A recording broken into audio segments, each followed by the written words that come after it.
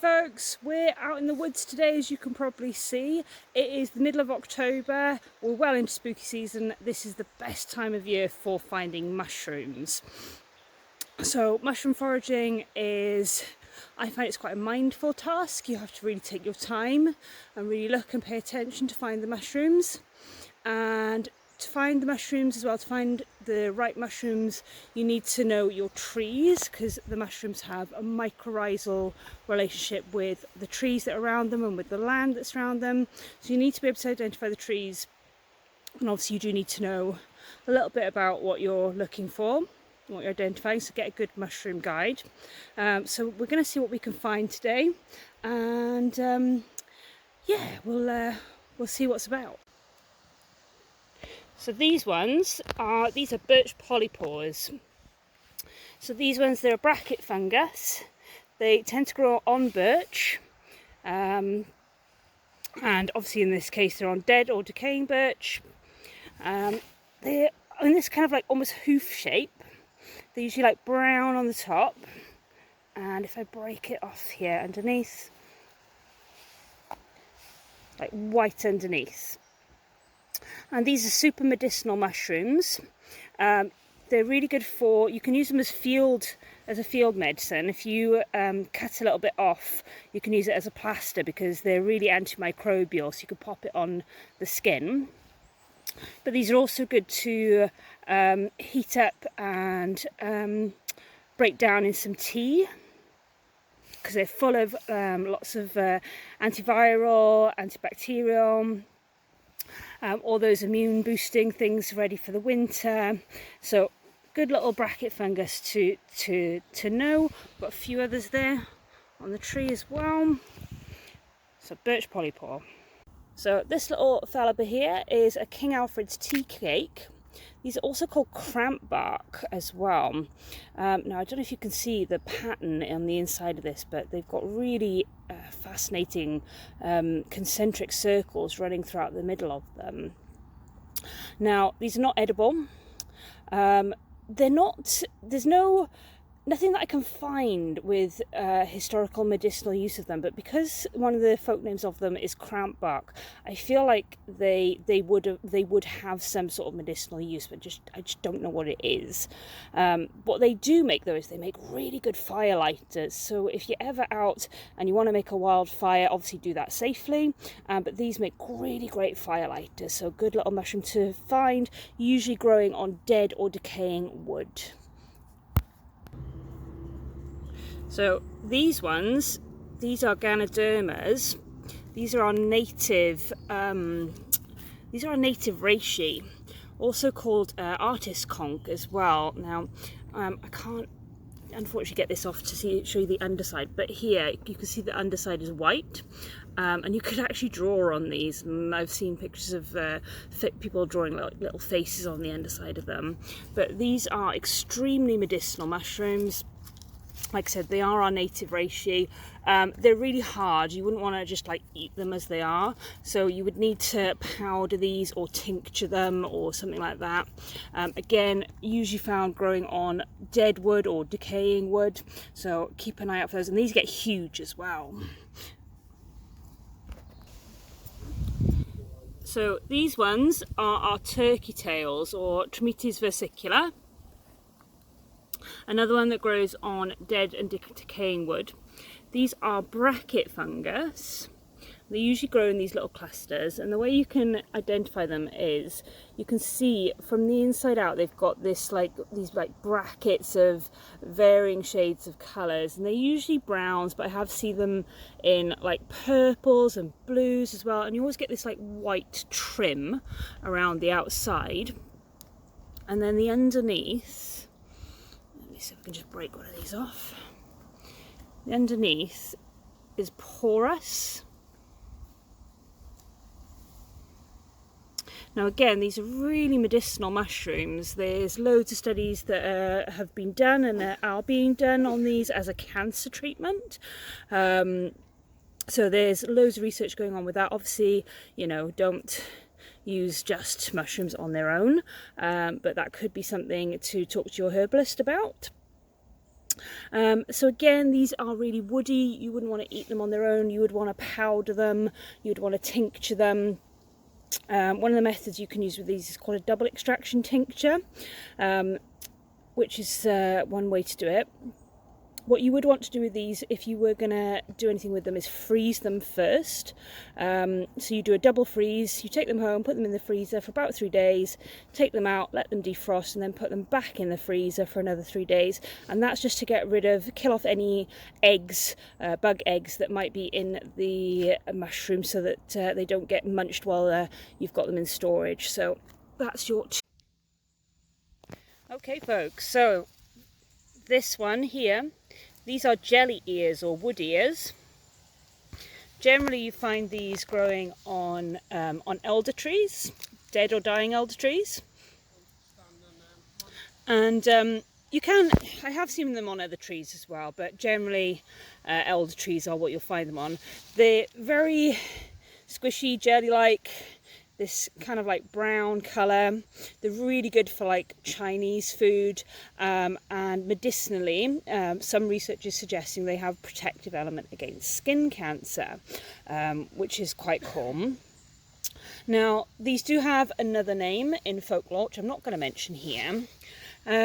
This other name that they have is supposedly to do with Judas being hung from an elder tree. Now, the reason I think that folklore is particularly spurious is because elder trees are very small and they are very fragile. So I don't think that is a thing, and I think that particular name is probably rooted in some anti-Semitic stereotypes. So, wood ears or jelly ears. So that's what those look like. And then here we've got some really cool puff balls and earth balls. If I was to press one of these, can you see they puff? That's the spores spreading. A really cool recipe I've seen for wood ears as well is that you can take these and dry these and then soak them in alcohol, so something like brandy, and then cover them in chocolate. So I've tried that, but it's a nice little fun recipe to try if you find these mushrooms.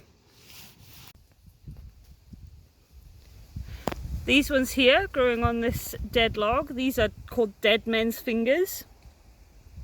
And sometimes you will see these like peeking out from under like logs and stuff, and some of them times they do actually look like proper fingers, like zombies or something like that got stuck under a bit of log. Wow, look at these! This tree is absolutely covered. So I'm not 100% what these are, but I pretty much think there's some sort of honey fungus, which are mushrooms that tend to break down dead and decaying matter. The largest organism in the world is a honey fungus, and it goes for miles and miles and miles and miles and miles.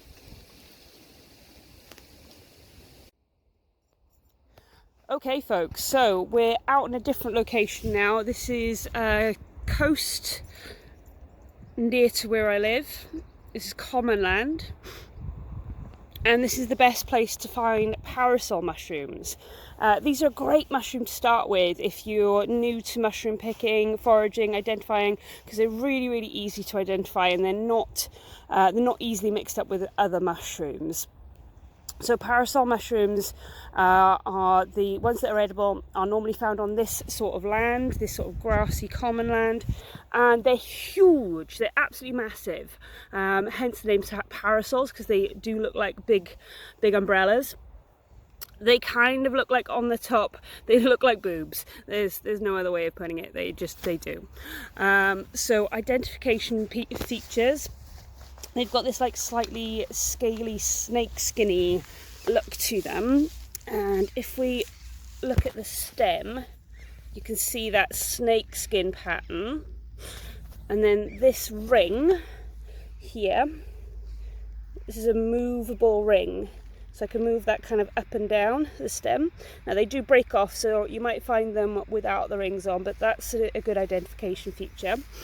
Now There's a different type of parasol mushroom that you find in more woody areas. Now that one you don't want to eat because they can upset your stomach. One of the ways to tell them apart is to cut the stem. So you just cut the stem in half, and you look for red staining. So if the stem stains red when it's exposed to oxygen, then that one you don't want to eat. Okay, so the stems we don't eat anyway, so it's okay that I've cut this off. And then underneath you can see this really distinctive pattern. The gills are quite closely crowded together. They break really easily as well. These are really tasty mushrooms. They're really, really good. What I do is I take these home and I fry them in batter with a bit of sweet chilli. So we cut the stems off, don't eat those, and just eat the caps. So I'm going to grab these now and take some home.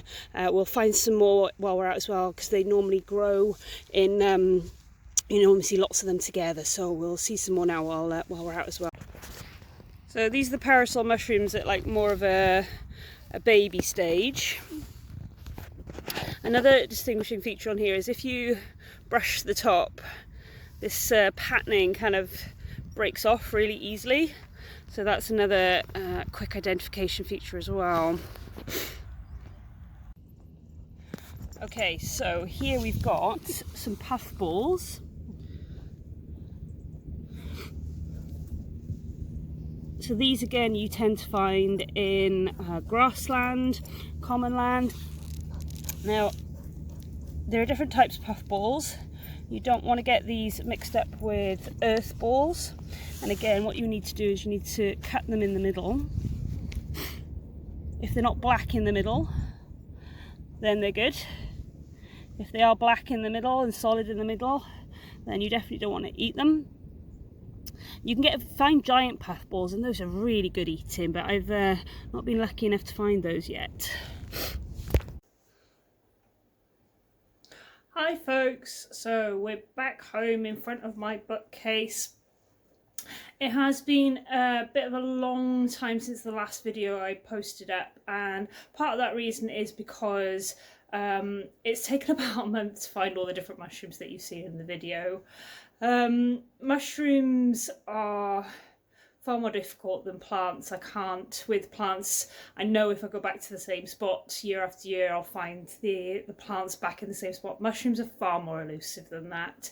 So there are some mushrooms I would have loved to have put in this video for you, like the fly agaric, but we just haven't been lucky enough to find them this year. But hopefully next year, more content for us and all that.